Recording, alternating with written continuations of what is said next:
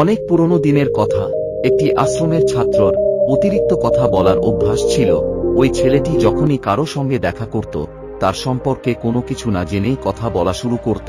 ছেলেটিকে কেউ কোনো কিছু জিজ্ঞেস করুক অথবা না করুক, সে নিজের চারপাশের সবকিছু সম্পর্কে কথা বলতো।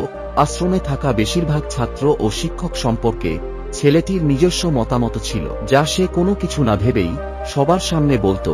যখনই ওই আশ্রমের অন্য কোনো ছাত্র কোনো সমস্যা নিয়ে এই ছেলেটির কাছে আসত, এই ছেলেটির সামনের জনের সম্পূর্ণ কথা না শুনেই তাকে উপদেশ দেওয়া শুরু করত। ছেলেটি সবসময় তার বন্ধুদেরকে বলতো, তোমার এই কাজটি এইভাবে করা দরকার, ওই কাজটি এইভাবে করা দরকার। ছেলেটি যাই কিছু জানত, বন্ধুদের মাঝে সেটা বলে দিত এবং নিজেকে জ্ঞানী প্রমাণ করার চেষ্টা করত। ছেলেটির এই ব্যবহারের কারণে আশ্রমের কোনো ছাত্রই তার সঙ্গে কথা বলতে চাইত না। সবাই ওই ছেলেটির থেকে দূরে থাকার চেষ্টা করত, কারণ ছেলেটি বিনা কারণেই সবাইকে উপদেশ দেওয়া শুরু করত। আর ওই আশ্রমের বাকি সমস্ত ছাত্র ছেলেটির পিছনে তার এত বেশি কথা বলার অভ্যাসের কারণে তাকে নিয়ে মজা উড়াত। ছেলেটি নিজেও জানত যে তার অতিরিক্ত কথা বলার কারণে কেউ তাকে পছন্দ করে না, আর ছেলেটিও তার নিজের এই অভ্যাসটাকে পরিবর্তন করতে চাইত, কিন্তু তারপরও সে তার বেশি কথা বলা বন্ধ করতে পারছিল না। আর একদিন ওই ছেলেটি তার গুরুর কাছে যায় আর নিজের সমস্ত সমস্যার কথা গুরুজিকে খুলে বলে। এরপরে গুরুজি বলেন, বেশি কথা সেই মানুষই বলে যার মনে হয় যে সে সব কিছু জানে, আর যে সমস্ত মানুষগুলো মনে করে যে তারা অল্প কিছু জানে আর এই পৃথিবীতে এখনো অনেক কিছু আছে যা তাদের শিখতে হবে, তাহলে সে কখনোই অতিরিক্ত কথা বলবে না, আর কেউ জিজ্ঞেস না করলে কোনো পরামর্শ দেবে না। তাই সবার প্রথমে নিজের মধ্যে থেকে এই অহংকারকে ত্যাগ করো যে আমি সবকিছু জানি।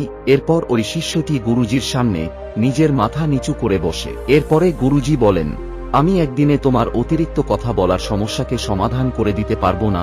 এই অভ্যাসটা তোমাকে নিজেকেই তৈরি করতে হবে। যে কোন পরিস্থিতিতে তোমাকে চুপ থাকতে হবে, যাতে তুমি নিজেকে কোনো বড় সমস্যায় পড়া থেকে আটকাতে পারো। এরপর গুরুজি বলেন, এই 5টি পরিস্থিতিতে তুমি সব সময় নিজের মুখ বন্ধ রাখবে, যার মধ্যে প্রথমত, যখন তোমার মনে হবে যে কেউ তোমার মনের কথা তোমার মুখের কথার দ্বারা বুঝতে পারবে না, ওই সময় তোমার চুপ থাকা দরকার। বেশিরভাগ ক্ষেত্রে আমরা যে কারো সামনে আমাদের দুঃখ, আমাদের কষ্ট, আমাদের সমস্যাগুলোকে বলা শুরু করে দিই, যদিও আমাদের চারপাশে থাকা বেশিরভাগ মানুষেরই আমাদের সমস্যাতে কোনো কিছু যায় আসে না। প্রত্যেকটি মানুষ কেবল নিজের সম্পর্কে ভাবতেই ব্যস্ত থাকে। এরা কেবল নিজের সম্পর্কেই কথা বলতে চায়, এরা কেবল নিজের প্রশংসায় শুনতে চায়। এদের আমাদের জীবন নিয়ে কোনো চিন্তা নেই, আর না এরা আমাদের জীবন সম্পর্কে কোনো কিছু শুনতে চায়। অনেকবার কিছু মানুষ 2-1বার তোমার কষ্টের কথা শুনবে, কিন্তু তারপর সে তোমার থেকে দূরে যাবার চেষ্টা করবে, কারণ কেউ কোনো দুঃখী মানুষের সঙ্গে থাকতে চায় না। তাই কখনোই নিজের খুব কাছের কিছু বন্ধু ও তোমার পরিবারের লোকজন ছাড়া এমন কোনো মানুষের সামনে তোমার নিজের সমস্যার কথা বলবে না, যারা তোমার কথাকে না বুঝে তোমার মজা ওড়াবে।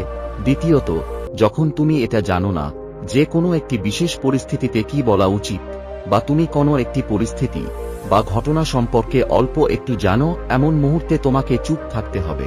যে মানুষগুলো অল্প কিছু জানার পরেই সেই বিষয়ে কথা বলে, সে অন্যের কাছে মজার পাত্র হয়ে ওঠে।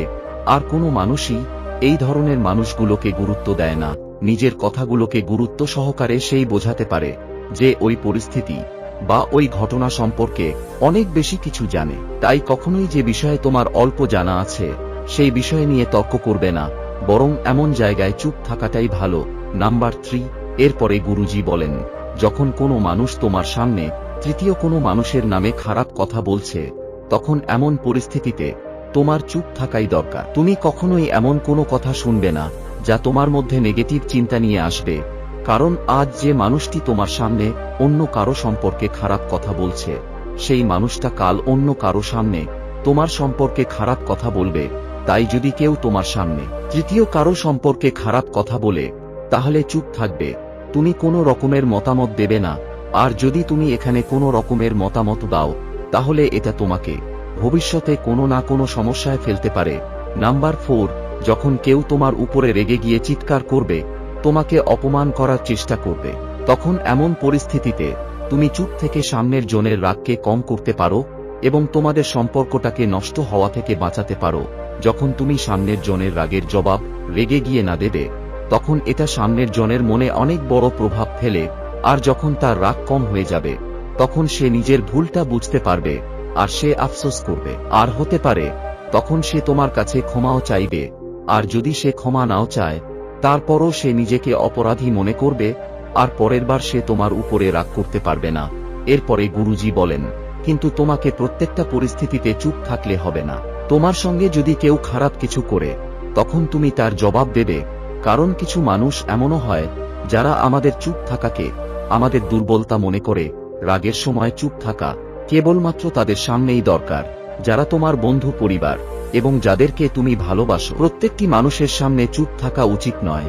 যদি তুমি প্রত্যেকটি জায়গায় চুপ থাকা শুরু করে দাও তাহলে তারা খারাপভাবে তোমাকে ব্যবহার করতে পারে। নাম্বার 5, যখন কোনো মানুষ তার জীবনের দুঃখের কোনো কথা বা নিজের সমস্যার কথা তোমাকে শোনাচ্ছে তখন তুমি কেবল তার কথা মনোযোগ দিয়ে শোনো।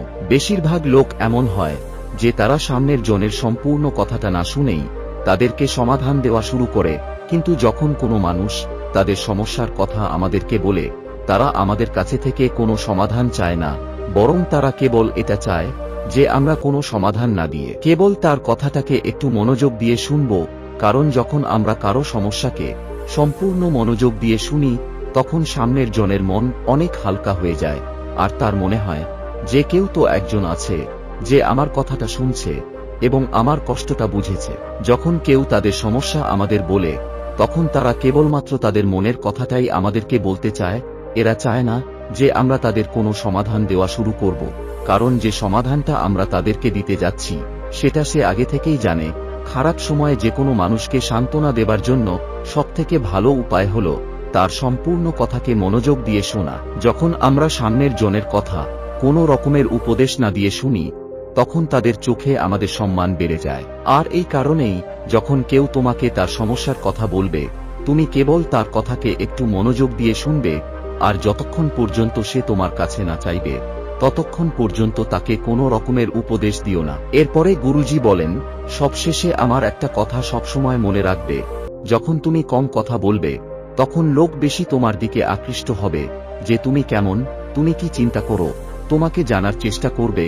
আর যখন তুমি বেশি কথা বলবে তখন মানুষ তোমার থেকে দূরে যেতে চাইবে। এরপরে ওই শিষ্যটি বুঝতে পারে যে তাকে কোন পরিস্থিতিতে চুপ থাকতে হবে আর কোন পরিস্থিতিতে তাকে কথা বলতে হবে। এরপরে ওই শিষ্যটি তার গুরুজিকে প্রণাম করে আর সেখান থেকে চলে যায়। তো বন্ধুরা, এই ছোট্ট গল্প থেকে আপনারা নিশ্চয় এটা বুঝতে পেরেছেন যে কোন পরিস্থিতিতে আপনাদের চুপ থাকতে হবে, যাতে সামনের মানুষের কাছে আপনার গুরুত্ব বাড়তে পারে আর কেউ যাতে আপনাকে নিয়ে মজা না ওড়াতে পারে। সবশেষে ভিডিও ভালো লাগলে ভিডিওটিকে লাইক ও শেয়ার করতে ভুলবেন না। Thanks for watching.